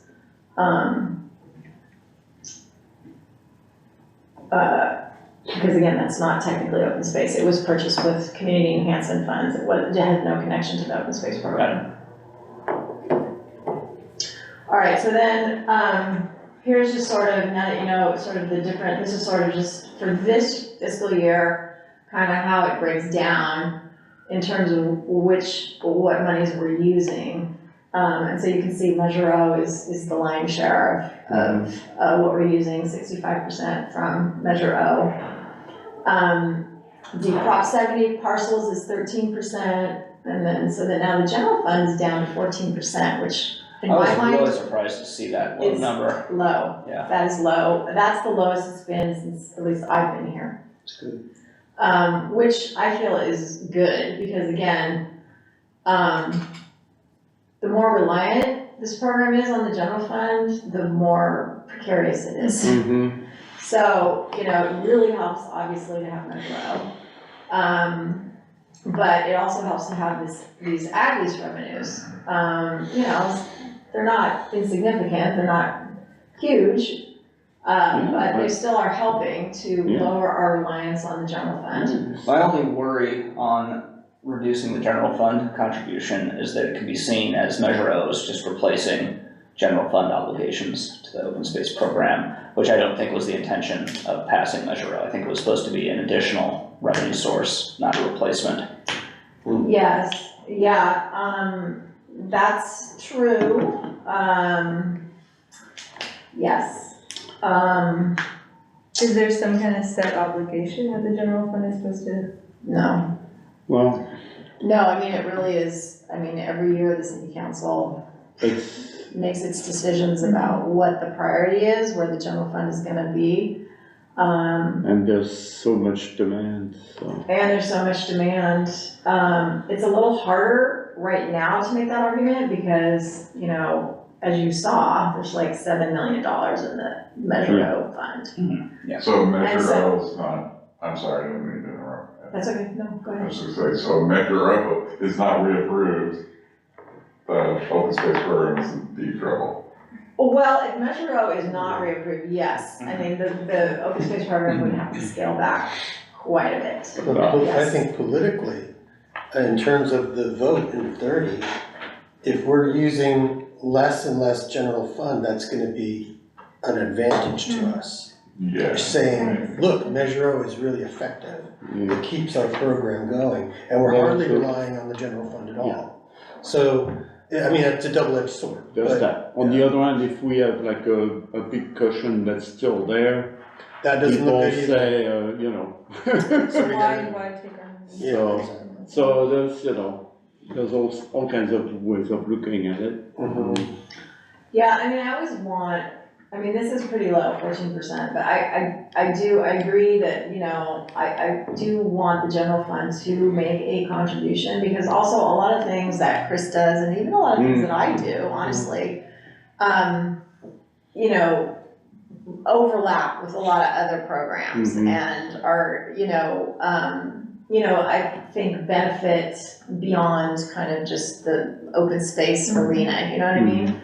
So even IPM stuff that Chris does, you know, that tends to benefit the city as a whole, and I feel like the general fund should be making a contribution. So I agree, I mean, it's sort of pros and cons, I just feel like, you know, when I just think that they look at that, you know, they look at that Measure O fund and they just go, when everybody else is like, we're broke, we're poor, we're broke, and I'm like, well, yeah, I got $7 million.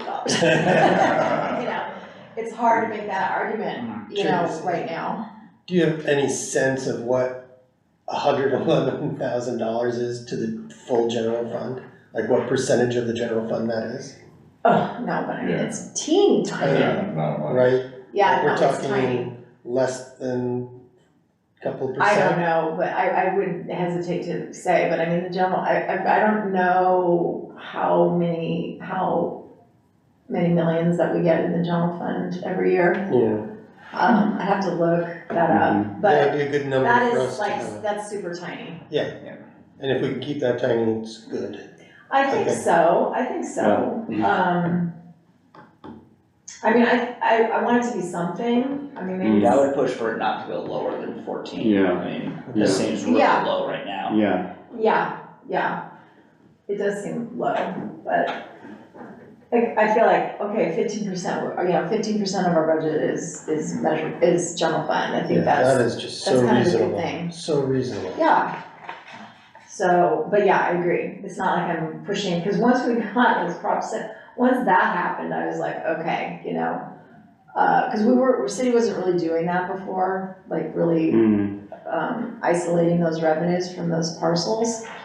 And in fact, when you read it, it's not really clear that we had to, but then when we went through this process with the state, they're like, no, you have to. So then we were like, okay, you told us we're gonna do it now. So, you know, that really did, you know, reduce our reliance on the general But- fund.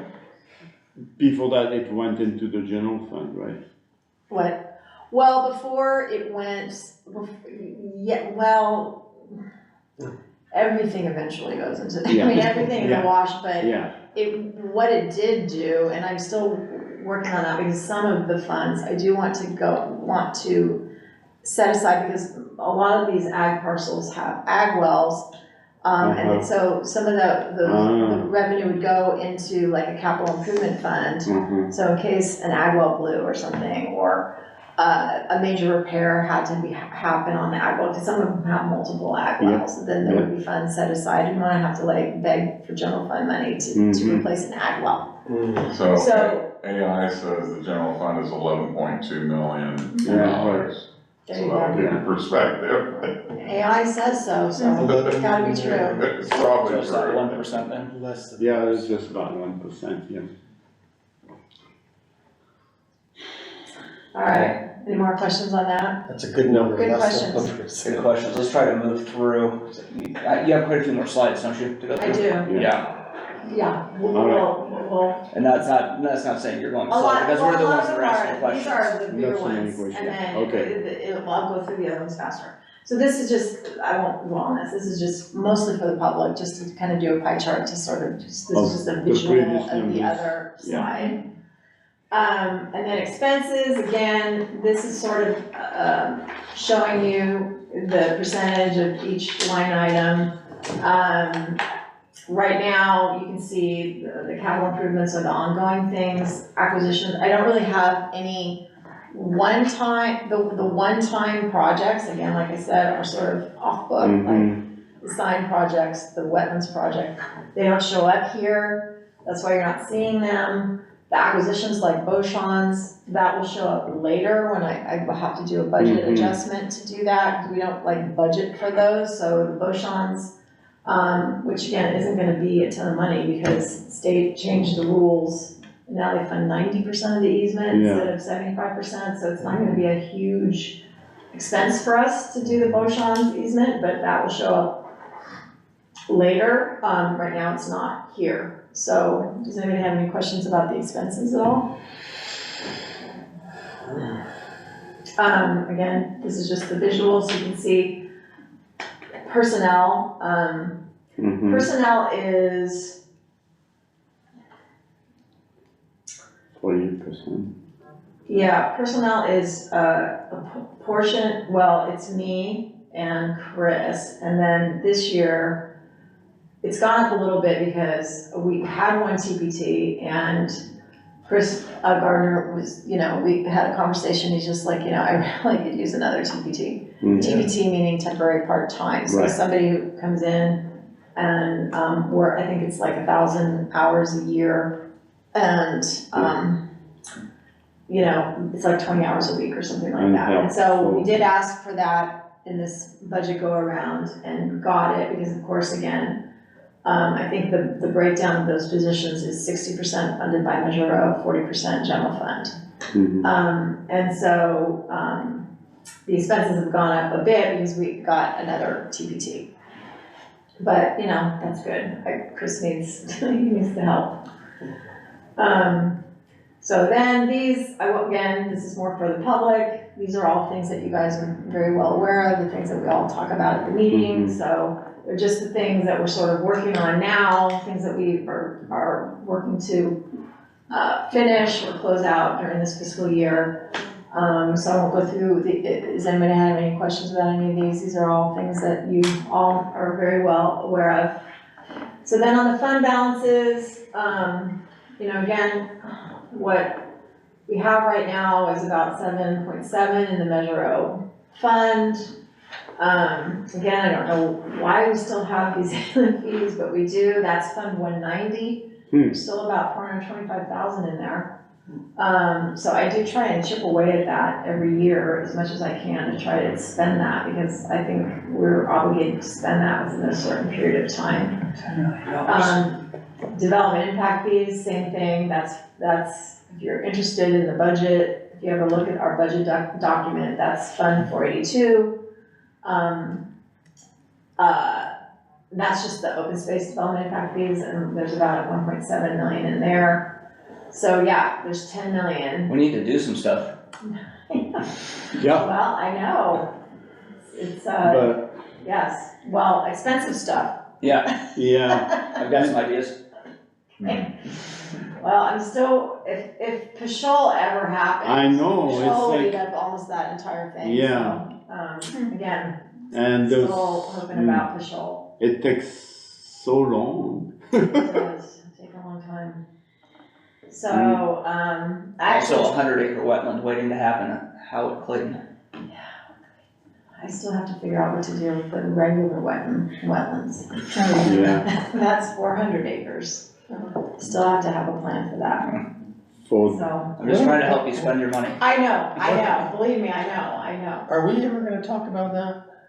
Well, possibly. Not tonight, Steve, not not tonight. tonight. No, but I'm just trying to set it up, Yeah. because, this is out there now, it's like, geez, what's happening with the Davis wetlands? Mhm. And we Yeah. should be weighing in, we should be. It's come through here. oh yeah. It has Several come times, through there yeah. a couple It's times. just It comes There's really not that much happening right there. Anyway, It's a difficult, we hired a consultant to help us try to look through it, anyway. One of the key things to remember about that site is that there's a massive garter snake population Yes. there. Yes, And we really should try to help out with that. I've been working with Chris Alford about that. There's some technicalities, which I'm Yes. happy to talk to you about, but Okay, let's agendize that for the future, let's stick to the All right. budget and get through. our taskmaster is keeping us stuck in here. Yeah. So then this is hard to see on the screen, but anyway, this is just sort of the running balance of the Measure O Fund 135 since it started like in the year 2000. You can see, you know, the percentage that's sort of currently being spent on general maintenance staff. We've been trying historically to keep that at 33. You can see we're at 39, we're above that, but again, that's because primarily two reasons. One, costs have gone up for everything, and also we got another TPT, which added on, so now we have another staff person. Like I said, the fund split for that person is 60% Measure O, so we did inch up there, you know, but again, I think personally, it's okay. It's not like, it's still an open space person. It's not like, oh, the city, before the concern was, oh, the city's like putting park people on here or loading, you know, trying to use this fund for other things that weren't technically, or the IPM person or something, but not that, So none of that's happening. we were heavily criticized for that, right? Yeah. Well, that's one reason why, you know, we did the spreadsheet and Break it down. kind of and said, hey, we're gonna justify. try to keep maintenance and staff and all that to 33%, and we have over the years, but I'm saying now it's inched up over that, yeah. I believe it was like 35 last year, 35%. Yeah, it's Which is inched up, pretty much on target for what Tracy was saying. yeah. So again, this is just sort of showing, so you can see, this is just the breakdown of where the money's going for the money that comes in from Measure O just this year. So generally, about 700,000 comes in every year from the Measure O parcel tax. And so you can see the light gray is this quote unquote savings, which is the money that sort of just goes, the other Goes in the fund. yeah, the other pie pieces are kind of spent, right? But then the gray goes back into the fund and, you know, rolls over for the next year. So that's this quote unquote savings, meaning it's just not being spent, it's going into the fund. And then this is just showing everybody, okay, these are the positions that are partially funded with the Measure O tax. And again, some of the other positions, well, again, these are just the open space ones, and then you can see we have another temporary part-time worker that's gonna be starting this year, so now we have 4. So you can see my position, only 35% of my salary comes from Measure O, but 60% of Chris's and the TPTs too. Yeah. This is an excellent breakdown, by the way. And that's it. Great.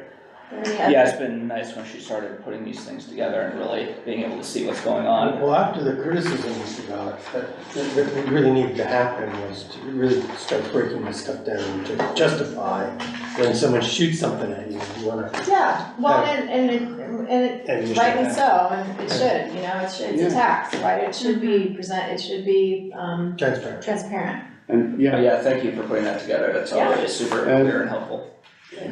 Are there any other questions about it? nope, Okay. It was good. it was enough. Okay, good, so it looks like we can, move on then to the third item, which is setting up a new, commission subcommittee. And so, I'll give a little bit of background and Okay. kick it over to Tracy if there's any background on her end, or is it, you know anything about it? Okay. No. So, Okay, what is it? maybe a year or so ago, Mayor Vitla and I started discussing how we're going to approach the general plan update, and decided that we wanted to, as a commission, pull together, well, the starting place would be the current kind of priority areas, but then pull in other data that will help inform what we really see as kind of the open space ecological network that we would like to see included in the general plan update. And so I talked about working with the city GIS staff to set up a JS system with the data. And then recently, I'll introduce Michelle over here. Or let you introduce herself. She's going to come on and help us actually do the GIS work. So she's UC Davis, and I'll let you take it from there about who you are. Thank you. All right, could you come to a place where we see your face? What's your last name? Kalinkina. Oh, can you spell that? Oh, yeah, can you spell it? It's spelled K-A-L-I-N-K-I-N-A.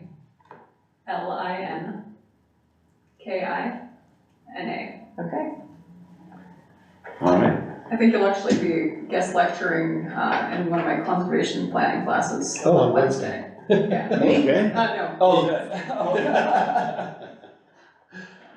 I have guest lectured, but I just wanted to make sure I wasn't on the hook for something. So I'm at Davis studying regional development. Okay. Taking a handful of GIS classes. Okay. I'm coming from an insurance background right now, so doing a career change. But you're officially an intern, or what's the designation that you have that you're working on this under? Well, I'm interning for Mayor Vaiula. I'm never sure what to refer to him as. Yep. So basically what you were just discussing, I'm still not entirely sure. Okay. So she's basically going to be doing all of the actual GIS work for okay. what we're talking about here. And that's, So she's gonna be working with whatever subcommittee we set up tonight okay, to pursue this, and that sounds cool. yep, so it's gonna be for essentially class credit, I guess, is that right? Yeah, so I basically have to do 120 hours. So any domain that you guys need me in, happy to help. Great. What department is that at Davis? Community and regional development. Okay, nice. Kind of tailored it to be a little bit more environmental planning oriented. So Okay. selected So, classes in that direction. Is it community development major then? Is that the major? It's under the same umbrella as like sustainable environmental design and landscape architecture. It's like those three. So in human ecology as a Yeah. department? Yeah, there's three. So Okay. I just went from landscape architecture to this one. Oh, I see. Okay, well, is that a master's program? It's actually a bachelor's program. Okay, super cool. Good. So I'm planning to apply to urban planning programs next year. So All right. All right. Great. Yeah.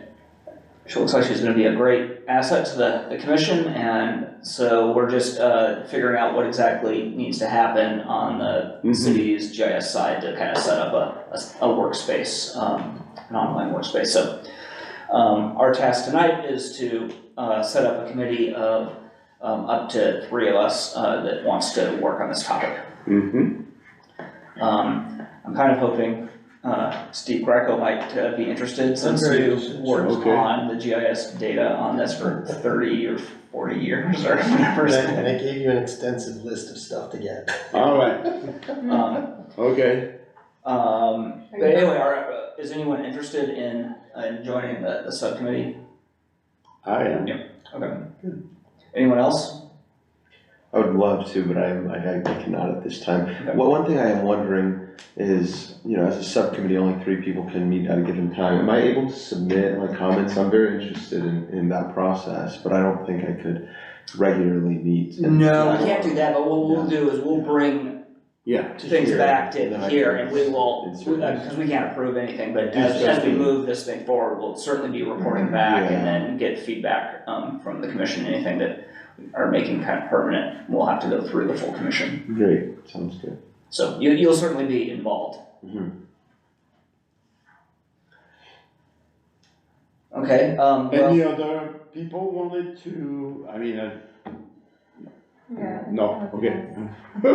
Okay, I'm not interested. Still checking things out. Okay, all right, okay. all right. So, do we have a motion then to set up the subcommittee? Quick question, do you guys plan to meet once a month, or how often? We're probably going to, That's to be determined, I guess. Okay, I imagine it'll be more than that, but it Yeah. won't necessarily be like full, Yeah. 4 of us formal meetings, it's just gonna be kind of a working group. Okay. But we'll have to figure out what the meeting schedule looks like. yeah. Well, my thought is if only 2 people are formally joining the subcommittee, then maybe, a third person can jump in and still opinionate, and that's still, within the Brown Act. Well, right now we have kind of 3 of us sitting on the. Oh, 3 would be, that's right, yeah, sorry, I thought that's somebody else. Are you nominating yourself? I'm gonna, I think I should probably be involved. Yes. Yeah.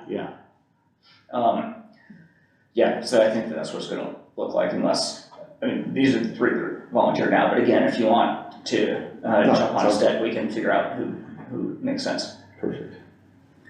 So we just need a motion to get this thing moving forward. Okay. Okay, so. The motion, I move that, commission establish a subcommittee, as a general plan working group to develop, concepts for,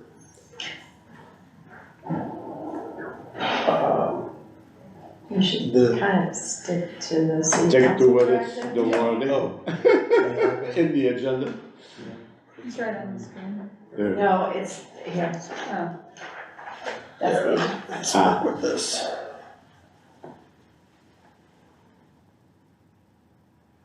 you don't have to We- say it all.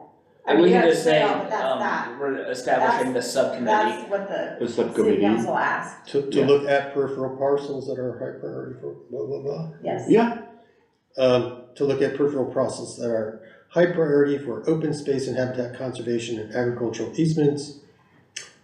And we'll just leave it, we can leave out the quasi-spatial explicit manner, Yeah. Yeah. we don't need that. We can just refer to their, Did their you, ask. so is that enough? What you didn't say to people. And we need to have Yeah. committee members. the members, Oh, we're not gonna do a separate process of nomination and all that sort of business? Let's just- Well, you kinda just did, well, And- Patrick nominated you, Yeah. Mark nominated himself, Patrick nominated himself.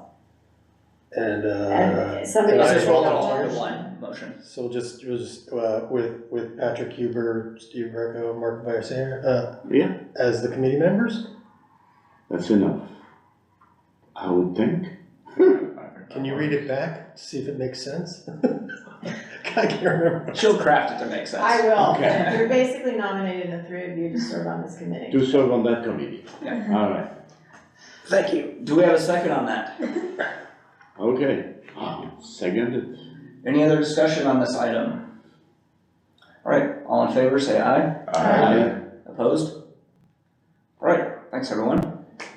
Yeah. And look forward to working with you, or having you do our work for us, I should say. Okay, do you have a time period where you have that amount of time to be allocated, or is that, So the next 2 quarters, I'm doing is the next 2 quarters? I'm doing a thesis right now, so So not this quarter, this quarter as well. oh, and the next 2? Just the next one. Okay, all right. So So, that timeframe aligns It's well, I full. think, with when we need to pull the data together. okay. Good. Okay, well, let's move on to subcommittee and liaison assignments. Right now, there are only 2, both of which are me. Again, Yellow Habitat Conservancy, I don't think that is maybe even a viable thing anymore. I've never heard about it in the past number of years. Seriously? Yeah. Wow. But as far as the Lower Poudre Creek Coordinating Committee, again, we're still trying to figure out how to deal with addressing homelessness along the creek. So we're kind of pushing forward just with a letter probably to the 2 counties, as well as maybe, well, probably City of Davis, City of Winters, and the university, just urging coordination. This is an emerging problem on the creek itself. There are significant environmental impacts. We're going to urge coordination between the agencies, or between the organizations as much as possible. We're not, we don't really have any grand ideas for dealing with it. It's a pretty major global issue that we're not gonna solve as the Lower Poudre Creek Coordinating Committee. And then one of the other issues that we're dealing with is it's almost time for the salmon to return to Buda Creek. That's gonna be happening, we're gonna be pulling boards on the check dam down at the lower end here in a few weeks.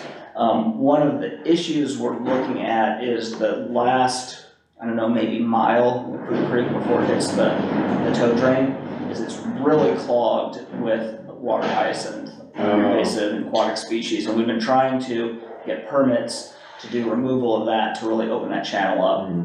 And we've been really bogged down in the permitting process. We're not gonna have a permit in time this year. And so we're not gonna be able to do any of that removal of that vegetation. So there's gonna be a pulse flow that goes down, water released from the dam. We're hoping that the salmon can make their way up through the vegetation. But it's gonna be a longer term. East side, did you say? Where did you say? Yeah, the very lowest end of the creek, and I'm just kind of guesstimating it's maybe like a mile long of the dense vegetation. But we're not gonna get the permits we need to do that removal. Who the permit issuer would be? I'm trying to remember if it's Fish and Wildlife or the Okay. Water Resources Control Board. Oh. And so we have existing programmatic permits, and we're trying to attach it to that, and we're not having success without doing a bunch of other kind of new surveys and different things like that. Really? And so, even if there's an expedited kind of review of it, it's not going to enable us to get the machinery in place in the next week to do 2 weeks of cleaning out of the channel. Yeah. So we're thinking of it more in terms of what's gonna happen next year at this point. And it would be There last the, year? It's expanding. It was there last year, and we think that was an issue last year. We don't know for sure.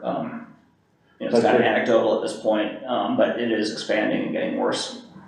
it would be the irrigation district doing the work, or who would do the actual work? I don't know, whatever Okay. firm we hire to do it. Oh, contractor or something? Yeah, whatever contractor it is. And when you say "we," is that the lower Buda Creek Board? Well, I shouldn't say we, it's the Solano County Water Agency. that would end up- Okay. No. Right. We as overseers, but them as the ones that are actually Right. funding it and doing it. Right. I know that Susan Houston, former professor at UC Davis, did a lot of hyacinth research. I don't know if it's worth looking at her stuff, but Okay. I don't know. What kind of stuff beside, I mean, we're just looking at mechanical removal of it. I mean, are there other ideas in there? I think there are. I'll look into it. Okay, great. Yeah, so that's the report, but, yeah, pulse flows are happening at the end of this month, and that will, hopefully pull a bunch of salmon in. And so, hopefully we have a good run this year. And when the Salmon Festival is, Salmon Festival is early November sometime. I think it's also the 25th anniversary of the Accord and the formation of the Lower Buda Creek Coordinating Committee, so there's gonna be a festival in Winters that I encourage you all to get out to, and you can see salmons hopefully down in the reds right there in the park. You said early November? Yeah, I'll make sure that Tracy gets information to send out to everyone. Okay, it's coming home. So that is my report there. Alright. Any other questions on that? Okay, so long-range calendar. What are some items we're looking at for future agendas? November, so November, I'm still a little fuzzy about what exactly it's gonna be, but I've been told that, the baseline, sort of the existing condition reports for the general plan update, so the general plan has a lot of, the planning chapters, but then there's a lot of chapters that are just, okay, what's our baseline, what's existing conditions, and it's a bunch of different topics, but there are two, there's one that's like, I don't know, agriculture and soils, I think is one, and then the other one is sort of like biological resources is another, so I think, those kind of draft chapters are gonna be coming here for you to review. They're not super long, but they're you know, you'll have to spend a little time reviewing them before the meeting. I'll try to send them out as soon as possible. I might try to, if I can, I'll try to send them out like Wednesday or, you know, give you a few more days, to review them. But that's my understanding of what, that will be. They're Coming up in for November. feedback for those 2 existing conditions. I've been working with them, the consultant that's helping the city quite a bit on the maps. Because as we all know, our open space map is quite confusing, and for some people that don't, if you're just an outsider in terms of like, well, what's a habitat easement, what's a regular easement, what's an open space, what's a protected ag land, it's like, okay. So I've been working with them to try to clarify like what the maps are gonna look like and what the different areas are. So hopefully it'll be ready by then, so, but that's, I think, on the schedule, it's on the, general plan update schedule, this commission is supposed to see those chapters in November. Are we gonna get PDFs or Word files? Probably PDFs. I don't think we want everybody going in there redlining, so, you'll probably get PDFs, and so read them, you know, make comments. You have to give me comments, or if you do have, like, if you did mark them up, you can, I suppose, bring them to the meeting, give them to me or something like that. I can give them to the consultant. I'm hoping the consultant will be there too at the meeting, obviously, and the planning, some planning staff will be here at the meeting. And so, because they're primarily, I mean, like I said, I'm helping with them, helping to clarify the maps, but I'm not really, it's really the planners that are sort of managing that process, so I would want them to hear, you know, your feedback. Sure. But yeah, it probably will not be a Word document now. We already have too many cooks in the kitchen. These documents. But again, like, I'm hoping that, like, I will actually, yeah, anyway, My we'll be interested to experience, hear your guys' feedback on these chapters, yes. my experience with working with these consultants is, they're not aware of what's going on here. And so a lot of editing has to happen, and PDFs are just a pain in the butt to edit, but that's the way it is, it's the way it is. Yeah, I think, you know, I mean, again, it's up to you what comments you want to make, but I probably more like, you know, it's not wordsmithing, but okay, this is missing, or this is really not appropriately, you didn't really appropriately convey this part that you talked about, blah, blah, blah, isn't really accurate, or you should refer to this source to get your data. Or you can make side notes on, I think it would be better expressed as X, Y, and Z. Yeah, something like that, as opposed to, Trying to change the text really rewrite, because I mean, honestly, there's probably a limited amount of what we can do, so like trying to get it as accurate and as, you know, robust as possible at this point, I think is our goal. I know it's the goal on the maps. I'm trying to get them to be accurate. I want to convey the accurate information about what the agricultural conservation is, and John McNerney is also reviewing the biological resources maps, because I'm not really qualified to do that, so he's reviewing those. I'm kind of looking more like, okay, where are our natural areas? So, yeah, I mean, I guess it depends, on how much time everybody has to sort of devote to this, but honestly, if you get the PDF, you can put a little call out, you know, that's what I usually do when I get a PDF, you know, there's just a little call out comments, and you can just say, this really needs to be reworked, or you've completely forgotten blah, blah, blah, or whatever.